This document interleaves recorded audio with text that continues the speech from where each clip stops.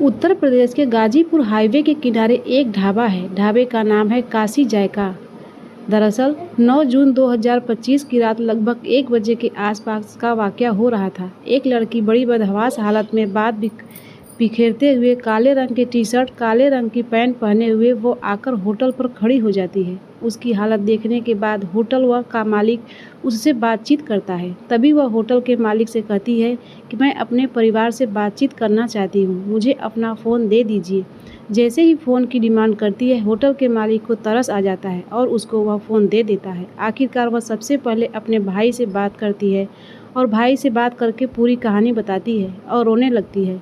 यहाँ होटल मालिक को तब तक नहीं पता था कि आखिरकार यह लड़की कौन है, लेकिन यह लड़की वह होती है जो इंदौर से अपने पति के साथ शिलांग में हनीमून मनाने के लिए निकली थी और अचानक से लापता हो जाती है, जिसको पूरा देश देखना चाहता है, जिसके बारे में पूरा देश जानना चाहता है। आखिरकार भाई तक बात पहुंचती है। भाई ने तुरंत ही पुलिस को सूचना दी कि मेरी बहन फला ढाबा पर आपको मिल जाएगी और वो जहाँ भी था वहाँ से बस किसी तरकीब से जैसे भी था वहाँ पर अपनी बहन के पास पहुँचता है। पुलिस से रिक्वेस्ट करता है कि मैं अपनी बहन से कुछ बातें करना चाहता हूँ। पुलिस वाले अनुमति दे देते हैं और ये 3 मिनट की मुलाकात होती है। यानी कि सोनम रघुवंशी और उसका भाई गोविंद रघुवंशी आपस में बातचीत करते हैं। तो गोविंद रघुवंशी ने सिर्फ एक ही बात पूछी, एक ही बात कही, बस मैं यह पूछना चाहता हूँ सोनम कि क्या तुमने राजा रघुवंशी का कत्ल करवाया है, हाँ या ना, बस मुझे इतना जवाब चाहिए।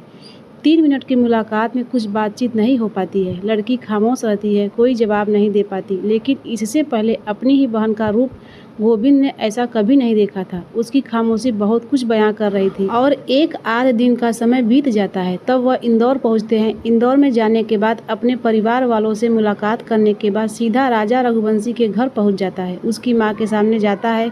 रोते हुए गिड़गिड़ाते हुए गोविंद जाकर माफ़ी मांगते हुए कहता है कि हमें माफ़ कर देना और हम आज से तुम्हारे साथ हैं। मैं तुम्हारा बेटा हूँ, तुम्हारा बेटा मरा नहीं है, बल्कि मैं तुम्हारे बेटा हूँ। सोनम हमेशा हमेशा के लिए हमारे परिवार से दूर जा चुकी है, हमसे हमारे लिए वह मर चुकी है। जैसे ही यह बात गोविंद रघुवंशी ने इस परिवार से कही, यह बात सोशल मीडिया पर बहुत तेज़ी के साथ वायरल होने लगती है, क्योंकि मीडिया का यहाँ जमघट लगा हुआ था। आखिरकार ऐसी क्या बात थी जो गोविंद रघुवंशी अपनी बहन के बारे में जान चुका था कि इसने कत्ल कराया है? ऐसी क्या बात थी कि वो राजा रघुवंशी के परिवार से जाकर मुलाकात करता है?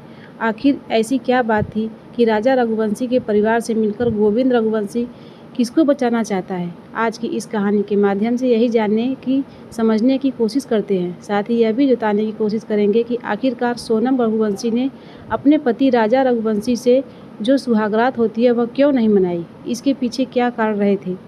नमस्कार, मैं आर्या त्रिपाठी। आज की जो सच्ची घटना आपको सुनाने जा रही हूँ, यह सच्ची घटना शुरू होती है मध्य प्रदेश के इंदौर शहर से। दरअसल एक पत्रिका के माध्यम से रामनवमी के त्यौहार के अवसर पर यह अक्टूबर 2024 की वारदात है। बात है जब यह पत्रिका सामने आती है, तभी राजा रघुवंशी, जो कि सहकार नगर का रहने वाला होता है, ट्रांसपोर्ट कारोबारी होता है, अपने ही 3 भाइयों में सबसे छोटा होता है और जिसकी शादी नहीं होती, अपनी माँ के पास एक पत्रिका लेकर जाता है। दिखाता है कि माँ देखो, यह पत्रिका में सोनम रघुवंशी है, जो कि गोविंद नगर की रहने वाली है और इसके जो पिता का प्लाईबोर्ड का कारोबार है, अच्छे खासे पढ़े लिखे, सब कुछ ठीक ठाक है, लड़की देखने में भी ठीक है, क्यों ना हम इससे शादी करें, शादी की बात करें। दोनों परिवार वाले आपस में फ़ोन पर बातचीत करते हैं, मुलाकात करते हैं और यहाँ से फिर शादी की तारीख तय हो जाती है। पंडित जी तारीख निकालते हैं और तारीख आती है 11 मई 2025। शादी धूमधाम से होती है, रिश्तेदारों को बुलाया जाता है, सब ठीक ठाक चल रहा था। लड़की यहाँ से अपने ससुराल जाती है। ससुराल जाने के बाद 1-2 दिन वहाँ ठहरती है, वापस लौटकर आती है और फिर वह बहुत जल्दी से एक प्लान करती है कि हम हनीमून मनाने के लिए किसी ऐसी जगह जाएं, बिल्कुल एकदम शांत वादियाँ हों, सब कुछ ठीक हो। वह अपने पति को इसके लिए मना लेती है और 20 मई 2025 को आखिरकार हनीमून मनाने के लिए मध्य प्रदेश के इंदौर शहर से सीधा लगभग 2200 किलोमीटर दूर शिलांग पहुंच जाते हैं। वहां जाकर अपने हनीमून की जो था घूमना फिरना, ये सब चल रहा था। लेकिन अचानक से खबर पहुंचती है कि 23 मई 2025 को जो राजा रघुवंशी और उसकी पत्नी सोनम रघुवंशी लापता हो जाते हैं। परिवार वालों ने ढूंढने की कोशिश की, लेकिन राजा रघुवंशी की जो बहन है, जिसका नाम है सृष्टि रघुवंशी, जो कि सोशल मीडिया पर इन्फ्लुएंसर का काम करती हैं, ये इंस्टाग्राम पर बहुत ज़्यादा कह सकते हैं कि अपडेट रहती हैं और यहाँ पर अपनी वीडियो बनाती हैं, लोगों को प्रमोशन करती हैं। इसके वीडियो के अच्छे खासे देखने भी हैं, मिलियन में देखे जाते हैं। जब भाई का कहीं अता पता नहीं चल रहा था, हालांकि इसके जो बड़े भाई होते हैं सचिन और विपिन, वह अपनी तरफ से कोशिश कर रहे थे अपने भाई को तलाश करने के लिए। लोकल पुलिस स्टेशन हो या नेता हो या और भी जो तरीके हो सकते थे, वो कोशिश कर रहे थे। लेकिन बहन ने अपने घर बैठे बैठे सृष्टि रघुवंशी ने जो कोशिश की, वह वाकई अपने आप में काबिले तारीफ़ है। दरअसल उसने वीडियो बनाना शुरू किया और उसने अपनी भाभी की जो नई नवेली दुल्हन थी, साथ ही अपने भैया जो कि ये नया दूल्हा था, उनके फ़ोटो लगाते हुए कहा कि यह शिलांग में हनीमून मनाने के लिए गए हैं और अचानक से लापता हो गए हैं। इनके बारे में कोई भी जानकारी देगा तो उसको उचित इनाम भी दिया जाएगा। इस तरह से उसने बातचीत करना लगातार सोशल मीडिया पर यह जानकारी अपलोड करना शुरू कर दिया। देखते ही देखते सृष्टि रघुवंशी की वीडियो सोशल मीडिया पर बहुत तेज़ी के साथ वायरल हो जाती है। जो अन्य यूट्यूबर्स होते हैं या सोशल मीडिया से जुड़े हुए अखबार वाले होते हैं या फिर न्यूज़ के काम करने वाले रिपोर्टर होते हैं, इस खबर को गंभीरता से लेते हैं और यह खबर बहुत तेज़ी के साथ सुर्खियों में आना शुरू हो जाती है। आखिरकार जब मामला हाई कोर्ट में हो रहा था, अब चाहे मध्य प्रदेश की सरकार हो या फिर मेघालय की सरकार हो, वो भी अलर्ट हो जाती है। देश के गृह मंत्री भी अलर्ट हो जाते हैं। वह भी मैसेज पर बातचीत करने की कोशिश कर रहे थे। कई मंत्रियों ने भी अपनी तरफ से कोशिशें की। अब मेघालय की सरकार ने इस मामले में जब तत्परता दिखाई शुरू की, तो इस ऑपरेशन का नाम दिया गया ऑपरेशन हनीमून। ऑपरेशन हनीमून के लिए उन्होंने 120 काबिल अफसरों की टीम गठित करते हैं और वो चाहे वो पर्वतारोही हो, चाहे वो लोकल पुलिस स्टेशन वाले हो, चाहे उनके लोकल सोर्सेस वाले हो, बड़ी संख्या में ढूंढना शुरू कर देते हैं। इस कपल अचानक से गायब हो जाता है, जो 23 मई 2025 को दोपहर अंतिम से बातचीत सास से और बहू की बातचीत हो रही थी। उनके बाद कुछ अता पता नहीं चलता, लेकिन कई दिन बीत जाने के बाद आखिरकार 2 जून को मेघालय के पूर्वी हिल्स में उनकी बॉडी मिल जाती है। राजा रघुवंशी की और बॉडी जैसे ही मिलती है, तो उसके बाद फिर हड़कंप मच जाता है और पूरे देश भर में इस बात को लेकर चर्चा शुरू हो जाती है, क्योंकि सोनम रघुवंशी को भी लगातार तलाश करने की कोशिश की जा रही थी। अब यहाँ टेक्निकल जो साक्ष्य थे, कुछ जानकारियाँ थी, जो किस तरह मोबाइल यहाँ पर कौन कौन से इस्तेमाल हो रहे थे, ये मेघालय की पुलिस अपने तरीके से काम कर रही थी, बातचीत कर रही थी, कोशिश कर रही थी कि जितनी जल्दी हो सके, जैसे क्या लड़के का पता चल चुका है, वैसे ही लड़की का भी पता चल जाए। लेकिन एक तरफ यह खबर पहुंच जाती है 8 या 9 जून 2025 को गाजीपुर के एक ढाबे पर। जो सोनम रघुवंशी है, वह वहां पर मिल जाती है। वो अपने भाई से बातचीत करती है और यही बात पुलिस तक पहुंच जाती है। पुलिस आखिरकार गाजीपुर की इस लड़की को वहां वन स्टॉप सेंटर में वहां पर लेके जाती है और यह मेघालय पुलिस को भी सूचना दे दी जाती है। साथ ही इंदौर पुलिस को भी सूचना दे दी जाती है। अब मेघालय की पुलिस ने जो SIT का गठन किया था, उसने अलग अलग कई टीमें गठित की थी और कई टीमें अलग अलग क्षेत्र में काम कर रही थी। और इसी बीच में टेक्निकल साक्ष्य के आधार पर राज कुशवाहा का नाम सामने आता है, विशाल चौहान का नाम सामने आता है, आकाश राजपूत का नाम सामने आता है, आनंद कोरमी का भी नाम सामने आता है। अब ये नाम सामने आ रहे थे। एक ही रात में लड़की भी बरामद हो जाती है और साथ ही जो इसमें कुछ सस्पेक्ट थे, वो भी पुलिस के हत्थे चढ़ जाते हैं। पुलिस अपना काम करना शुरू कर देती है, इंदौर पुलिस भी और दूसरी पुलिस भी। अब मीडिया में जब रिपोर्ट आना शुरू हो जाती है, तो पता चलता है कि 11 तारीख को इस लड़की की शादी होती है, यानी कि सोनम रघुवंशी की राजा रघुवंशी से शादी होती है। 11 तारीख को बारात ये वापस लौट कर आती है, तो इन्होंने अब बात आती है सुहागरात मनाने की। तो कहीं ना कहीं पता चला था कि उसने एक बहाना बनाना शुरू कर दिया। बहाना भी उसका ऐसा था कि सटीक था और एक अजीब तरह का व्यवहार था। उसने राजा ने अपनी माँ से भी ये बात कही थी। तो राजा की माँ ने राजा से कहा कि बेटा, वो लड़की अपने परिवार को सब कुछ छोड़कर कि तुम्हारे साथ आई है, पूरी ज़िंदगी तुम्हारे साथ रहेगी, इसलिए उसके फ़िलहाल ऐसे व्यवहार पर बिल्कुल परेशान होने की ज़रूरत नहीं है। सब कुछ नॉर्मल हो जाएगा, सब कुछ ठीक हो जाएगा।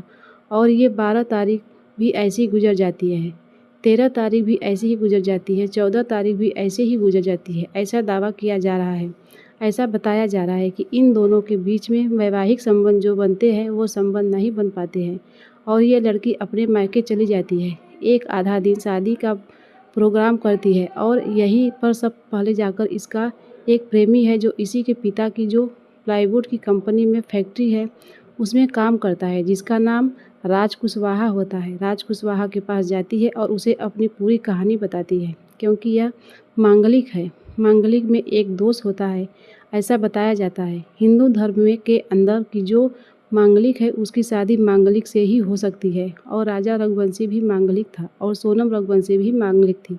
इसलिए प्लानिंग होती है, क्योंकि पिता के दबाव में आकर कहीं ना कहीं ये शादी के लिए तैयार हो जाती है। शादी हो जाती है, लेकिन अब जब यह मायके जाती है शादी के बाद तो राज कुशवाहा से मुलाकात करती है, और राज कुशवाहा ने अपने 2-3 साथियों से इसकी मुलाकात कराई, जिसमें विशाल चौहान, आकाश चौहान, इनसे मुलाकात कराई। और यहाँ एक सटीक फुल प्रूफ प्लानिंग की जाती है, कैसे राजा रघुवंशी को रास्ते से हटाया जाए, कैसे यह प्लानिंग की जाए, इसके लिए प्लानिंग की जाती है।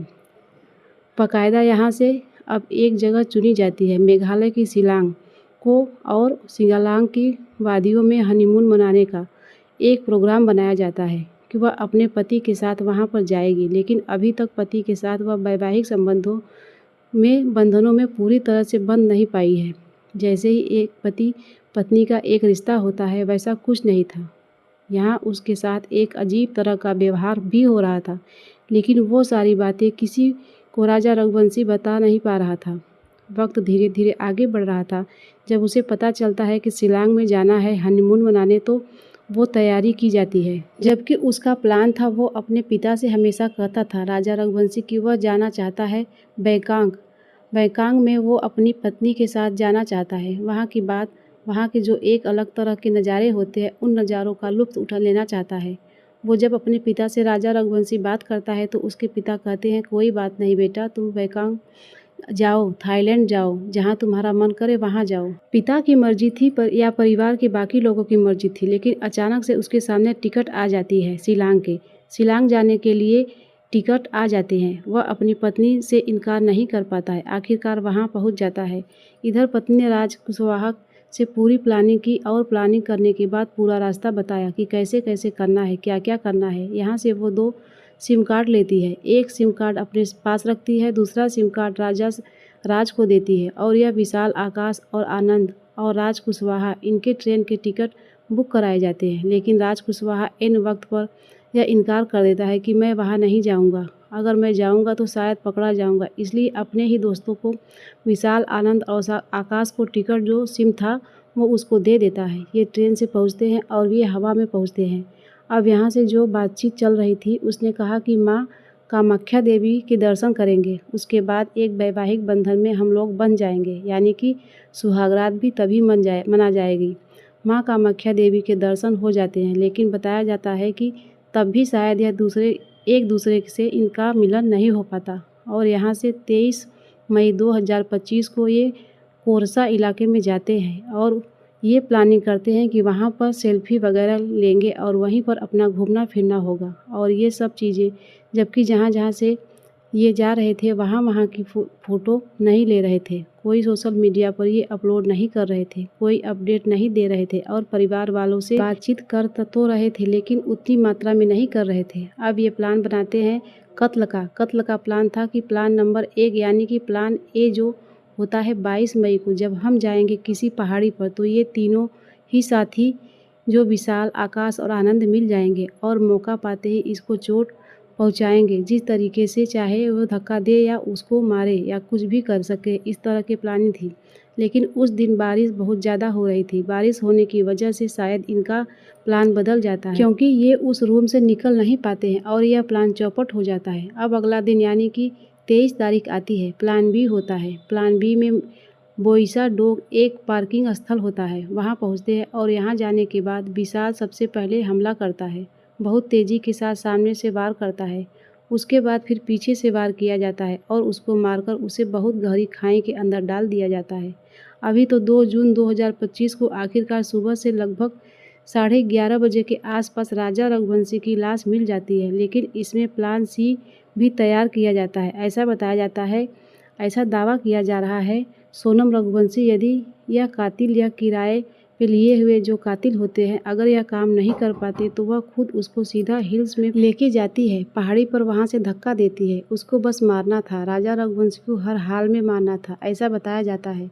मारने के बाद लगभग 11 किलोमीटर दूर सबके सब मीटिंग करते हैं। मीटिंग करने के बाद मिलते हैं, बातचीत करते हैं। एक तरफ से खुशियाँ मनाई जाती है और यहाँ से अपने अपने रास्ते निकल जाते हैं। यहाँ से बताया जाता है कि जो सोनम रघुवंशी है वो 25 तारीख को सिलीगुड़ी होते हुए इंदौर पहुँच जाती है और इंदौर के देवास नाका एक जगह लगती है, वहाँ पर राज कुशवाहा के संग रह रही थी। 2-3 दिन ये साथ रहते हैं, लेकिन इसी बीच में जब लगातार पुलिस मेघालय की पुलिस ऑपरेशन हनीमून अपना पूरा कर रही थी तो वे पता करने की कोशिश कर रही थी आखिरकार कौन कहाँ क्या कर रहा है। टेक्निकल साक्ष्य जुटाए जा रहे थे। एक तरफ इनको भी यह आभास हो चला था कि अब पुलिस इन्हें बहुत जल्दी पकड़ ही लेगी। आखिरकार उत्तर प्रदेश के गाजीपुर में 9 जून की रात को सोनम रघुवंशी वहाँ पर एक ढाबे पे मिल जाती है। उधर जो उसके बाकी साथी होते हैं, बाकी साथी पकड़े जाते हैं। पुलिस जब उन बाकी साथियों को पकड़ रही थी, जिसमें आकाश हो, विशाल हो या आनंद हो, साथ ही राज कुशवाहा हो, तो इस तरह से इनकी गिरफ्तारी हो रही थी। तो विशाल के घर पर पुलिस छापेमारी करती है और यह देखने के लिए कि उस दिन जिस दिन कत्ल हुआ था उस दिन उसने क्या कपड़े पहने हुए थे, ताकि वो कपड़े भी बरामद हो जाए।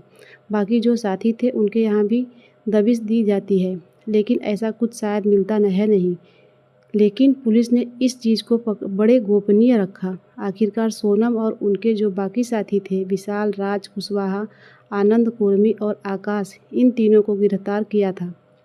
गिरफ्तार करने के बाद इनको सीधा लेके जाते हैं यहाँ से अलग अलग रास्ते से होते हुए शिलांग, और शिलांग की 11 जून 2025 को शाम लगभग 6 बजे के आसपास अदालत में पेश किया जाता है। शाम को 6 बजे के आसपास अदालत कहती है कि अगले 8 दिन तक इनको रिमांड पर लिया जाता है।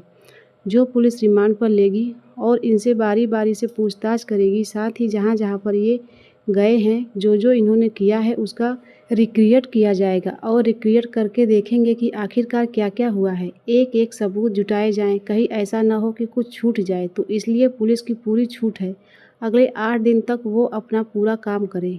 अब ये जो राज कुशवाहा है, राज कुशवाहा के बारे में जो मीडिया ने रिपोर्ट चल रही थी, ये पता चल रहा था कि लगभग 3 साल से यह अपने इस प्लाई की कंपनी में काम कर रहा था। उससे पहले साल 2020 की में यह बात है, 11 मई की वो तारीख थी, इसके पिता की मौत हो जाती है। इसके पिता की मौत होने के बाद यह पेपर भी बांटा करता था और एक कपड़े की फैक्ट्री में भी काम किया करता था। दिन रात काम करता था। बहुत परिवार की आर्थिक स्थिति खराब थी। इसकी माँ एक इंटरव्यू में बताती है कि यह किसी से सूचना मिली थी कि आपको इस तरह से गोविंद नगर के कुछ व्यापारी हैं, उनके साथ अगर काम करना चाहते हो तो प्लाई की कंपनी में तो आपको काम मिल सकता है। राज कुशवाहा वहाँ जाता है, सोनम की कंपनी में काम करता है और कब सोनम से इतना नज़दीक पहुँच जाता है, किसी को इस बात का अंदाज़ा भी नहीं था। जबकि ये सोनम से 5 साल छोटा होता है। इसकी उम्र 19 साल, तो उस लड़के की उम्र 24 साल के आसपास, और 5 साल छोटे लड़के से ये प्यार भी हो जाता है, मोहब्बत भी हो जाती है और ये दोनों एक दूसरे से बहुत करीब भी हो जाते हैं। ज़माने के सामने वो राखी बंधवाया करता था, वो राखी बांधती थी, सबके सामने वो दीदी कहता था, सबके सामने बातचीत करता था। लेकिन इन दोनों का रिश्ता कुछ अजब गजब ही रिश्ता था। इसको लेकर भी लोग समझ नहीं पा रहे थे, परिवार के लोग भी नहीं समझ पा रहे थे। कोई भी इस बात को नहीं समझ पा रहा था कि आखिरकार सोनम इसके साथ कैसे रिश्ते में। पब्लिक में तो बताती है कि भैया है, और बाकी इन दोनों के बीच में क्या रिश्ता चल रहा है क्या नहीं। लेकिन इसी बीच में जब गोविंद रघुवंशी को अपनी बहन से बातचीत करने के बाद ये पूरी तरह से अंदाज़ा हो जाता है कि ये कहीं ना कहीं इनके कुछ अपराध किए हैं। यही कारण है कि 3 मिनट की उस मुलाकात के बाद सीधा घर पहुंचता है, परिवार वालों से मुलाकात करता है और परिवार वालों से मुलाकात करने के बाद राजा रघुवंशी के परिवार के पास जाता है। रोते हुए, गिड़गिड़ाते हुए माफ़ी मांगता है, कहता है कि आज से मैं आपका बेटा हूं और हमारे लिए सोनम रघुवंशी पूरी तरह से मर चुकी है। मैं आपके साथ लड़ाई लड़ूंगा और सोनम रघुवंशी को फांसी के फंदे तक पहुंचाने की पूरी कोशिश करूंगा। मीडिया के सामने जब इस तरह की बातें आती है तो लोग यह कहने लगते हैं कि कहीं ना कहीं जो सोनम रघुवंशी है उसकी माँ इस पूरे खेल इसकी कहानी को जानती थी कि उस लड़की को किससे प्यार है, किससे नहीं है। शायद गोविंद रघुवंशी अपने माता पिता, अपने परिवार को बताने की कोशिश कर रहा है, क्योंकि उन्होंने अंतिम क्षण तक वो माना ही नहीं। सोनम रघुवंशी कातिल हो सकती है। सोनम रघुवंशी राजा रघुवंशी का कत्ल करा सकती है। शायद गोविंद रघुवंशी की चाल हो, या चाल है या क्या है, इसके बारे में तो कुछ ज़्यादा कुछ कह नहीं सकते। पुलिस इस मामले की जांच पड़ताल करेगी। राजा के पिता ने भी सोनम के परिवार के वालों के बारे में भी कहा है कि इनका सामाजिक बहिष्कार कर दिया जाए। हमारा इस परिवार से कोई लेना देना नहीं है। समाज पूरी तरह से इनका बहिष्कार करे तो ज़्यादा सही है।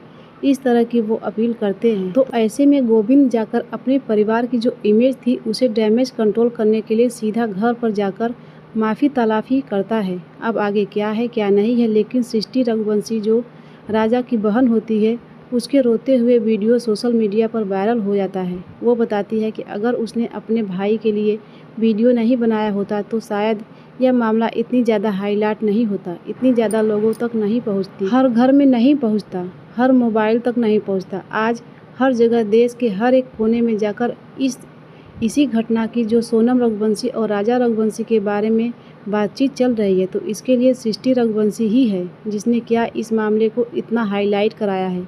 लेकिन इस बीच में भाई की हत्या से पहले और भाई की हत्या के बाद भी जो सृष्टि रघुवंशी जो लड़के की बहन है, वो दरअसल वो प्रमोशन की वीडियो बनाती है, अपलोड करती है और अपने भाई की जानकारी देती है। इसको ऐसा प्रतीत होने लग रहा है लोगों को जैसे कि अब वो अपने व्यू बढ़ाने के लिए, अपने नंबर बढ़ाने के लिए, अपनी पहचान बढ़ाने के लिए, जबकि भाई की मौत हो चुकी है, वो लगातार वीडियो अपलोड कर रही है, तो लोगों ने उसे ट्रोल करना शुरू कर दिया। ट्रोल कुछ इस तरह करते हैं कि वो सामने आती है, रोते हुए, गिड़गिड़ाते हुए पूरी कहानी अपनी बयां करती है। आखिरकार इस बीच में मेघालय के जो पूर्व हिल्स हैं एडिशनल एसपी होते हैं, तो उन्होंने मीडिया के सामने एक प्रेस कॉन्फ्रेंस की और प्रेस कॉन्फ्रेंस में करने के बाद उन्होंने कहा कि अभी जितने भी हमले सस्पेक्टेड पकड़े हैं उनके पास पर्याप्त सबूत हैं उनको दोषी ठहराने के लिए, लेकिन अभी किसी के बारे में कुछ कह नहीं सकते। मीडिया ने तमाम तरह की अनाप शनाप बातें चल रही है, इसलिए कुछ भी, अगर कोई कहानी भी सुनानी है तो कुछ बात भी करनी है तो कम से कम पुलिस के तस्दीक तक ले जांच कर ले, पड़ताल कर ले। छोटी छोटी बातों को इतना तूल देकर उन्हें पेश किया जा रहा है। तो दोस्तों, अभी 8 दिन तक इन पांचों की रिमांड होगी। 4 जो राज कुशवाहा के दोस्त शहीद होते हैं और साथ ही सोनम रघुवंशी होती है। अगले 8 दिन तक पुलिस इनके जांच पड़ताल करने के बाद किसी ठोस नतीजे पर पहुंचेगी, तब कहीं जाकर पूरे हत्याकांड की कहानी लोगों के सामने आएगी। इसके बाद जो भी होगा वो आपको बताया जाएगा। तब तक के लिए आप लोग अपना ख्याल रखें, सुरक्षित रहें। जय हिंद, जय भारत।